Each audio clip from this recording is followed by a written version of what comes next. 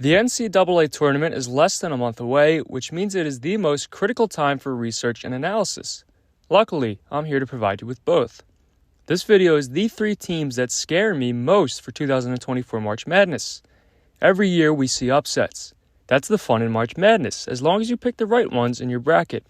If you had teams like Purdue, Arizona, Kansas, or Marquette making a Final Four run last year, you probably hated the month of March.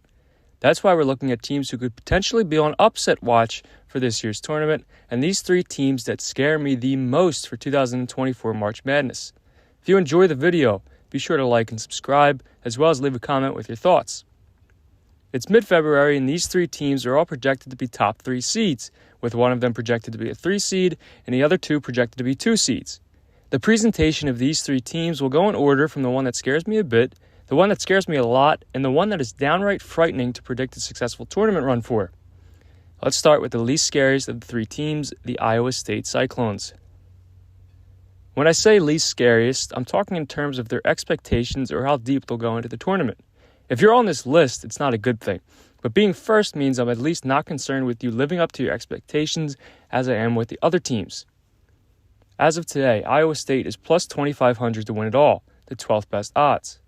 In conference play so far this season, they're 9-3, good enough for first place in the Big 12. They say Hilton Coliseum is one of the toughest road venues in the country, which the Cyclones have proven, as they're a perfect 13-0 at home this season. Their 19-5 overall record slots them in at 10th in the AP poll, with Bracket Matrix projecting them to receive a 3 seed in this year's NCAA Tournament. Having the 12th best odds to win the national championship is high expectations. Why am I afraid of putting my faith in them? Because of their offense. If they're a top 10 team in the nation, which the AP poll, their championship odds, and their seed projections seemingly indicate, it's fair to assume there's faith in the Cyclones to make the Final Four this year. Iowa State ranks 44th in adjusted offense on KenPom. In the past 10 tournaments, we've seen 6 teams ranked outside of the top 40 in adjusted offense make the Final Four, meaning 15%. It's definitely possible for them to make the Final Four, but winning the national championship, forget about it. In the past 10 tournaments, we've only seen 1 champ who ranked outside of the top 15 in adjusted offense at the end of the regular season. It's important to note that any historical KenPom data I'm using was their ranking at the end of the regular season. If you were to take a look at the website right now, you'd find slightly different statistics because the ones displayed there are updated throughout the tournament. Altogether, Iowa State's offense just isn't very good, and that frightens me. They average 79 points per game, 83.9 at home, and just 71.6 on the road. Even still, that 79 number has been inflated from their schedule at the beginning of the year. In conference play, they average 70.5 points per game, which is 9th in the Big 12. While their defense is elite, they rank 3rd in the nation in adjusted defense on KenPom, their team had a very similar model last year. Last year, they were 96th in adjusted offense and 8th in adjusted defense. Again, an elite defense that compensates for a poor offense. Where did that get them in last year's tournament? A first-round loss in upset fashion to 11-seed Pitt, who held them to just 41 points. You can get far in the tournament with an okay or even poor offense and an elite defense, but you'd prefer to count on a team with an elite offense and serviceable defense. Of course, Iowa State this year is a better version of last year's team, better offense and better defense, but they still have TJ Otzelberger as head coach. I don't think he's a particularly bad head coach, but his tournament record kind of tells the story on him. While head coach at South Dakota State, he made the tournament twice and lost in the first round both times. But it's South Dakota State after all, so that's understandable. Then he had a quick 2-year stint as head coach at UNLV, where he didn't make the tournament either year before receiving a promotion to head coach at Iowa State. This is his 3rd year at the helm, and in his first 2 seasons, his team has made the tournament twice, with a Sweet 16 run in 2022, but a first-round exit last year. Overall, his tournament record is 2-4, and while at Iowa State, it's 2-2. Again, I don't think he's a particularly bad coach, and I don't think that's a particularly bad track record, but based on the comparisons you can draw to last year's team that bowed out early, as well as the difference between their home and road play, reminder that there won't be any tournament games played at Hilton. For those reasons, I'm not expecting the Cyclones to go on any deep run this year. I'm not projecting a first-round exit for them, but I think them being a 3 seed is a bit scary, and as we get closer to the tournament, we'll see who they could potentially meet in the second round. It'll likely be a 6 seed, and I could see them losing there or maybe the Sweet 16. The next team is the one that scares me more than Iowa State, but not as much as the final team in the video. It's a fellow Big 12 team, the Kansas Jayhawks. Kansas is projected to be a 2 seed by Bracket Matrix, which will give them an easy date with a 15 seed in the first round. But beyond that, I start to get nervous. I don't think this Kansas team really has the same firepower they've had in years past.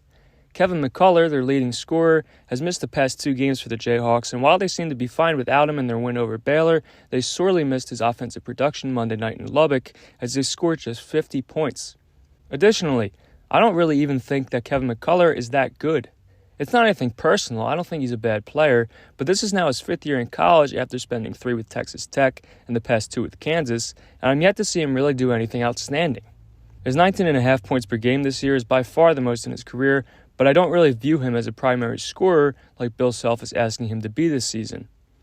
He's been out with a knee injury, and assuming that he's healed a month or so from now, I don't want to count on the team on McCullough's back. Even if he's better than I think, they don't have the same stars they've had in the past. When they won the national championship 2 seasons ago, they had Ochai Agbaji, Jalen Wilson, Christian Brown, and tons of depth. Last year, they fell in the second round, but they had a 1-2 punch of Jalen Wilson and Grady Dick, followed by contributors like KJ Adams and DeJuan Harris. Without Wilson and Dick this year, Adams and Harris have had to play larger roles. Sure, they added Hunter Dickinson, who I think is a good player, but in his 3 years at Michigan, they lost in the Elite Eight once, lost in the Sweet 16 once, and then didn't make the tournament.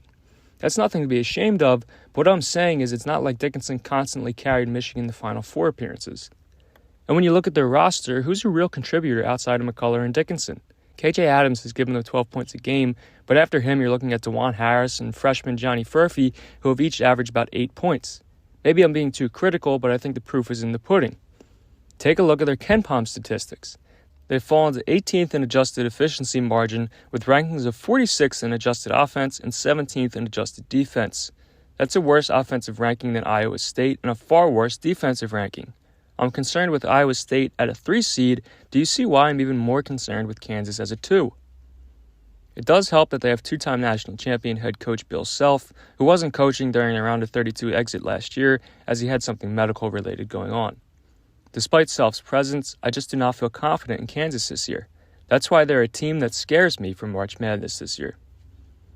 And finally, the team that has me downright frightened to believe in them, and for that reason I won't be believing in them, is the Marquette Golden Eagles.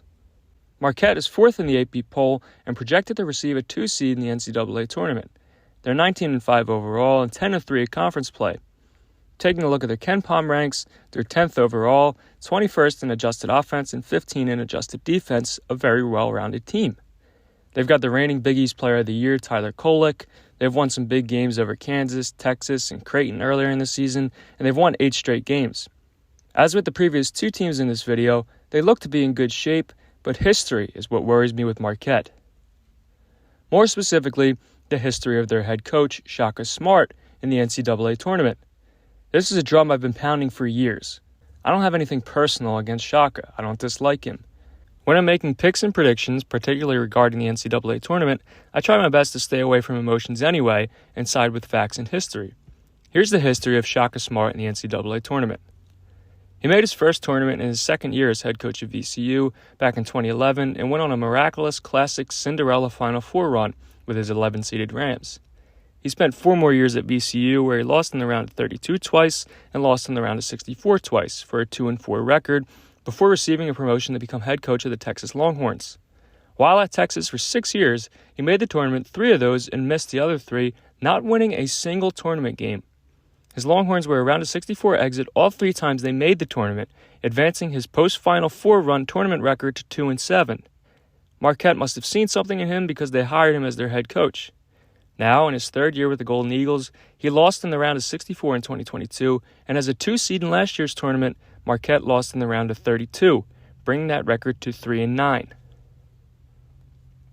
Again, I have nothing against Shaka. I don't dislike him. He's just clearly not a good coach in the NCAA Tournament. There's some guys that have it, like Tom Izzo, come tournament time, and then there's guys like Shaka Smart who don't. Shaka's living off a Final Four run from 13 years ago. You can choose to value that, or you can look at the vast amount of data we have in the 12 tournaments since, where he's never made a Sweet 16 and has won 3 times in 12 tries. That's what makes Marquette scare me the most. I think they're a very good team, and they've proven that, but their head coach is holding them back. And for that reason, they are the team that scares me the most, in a bad way, for 2024 March Madness. That does it for this one. If you enjoyed it, be sure to leave a like and subscribe to the channel. Also, be sure to check out the channel for all things 2024 NCAA Tournament, and check out the description of this video for the 2024 Barreldelphia Bracket Guide. Thanks for watching. See you next time.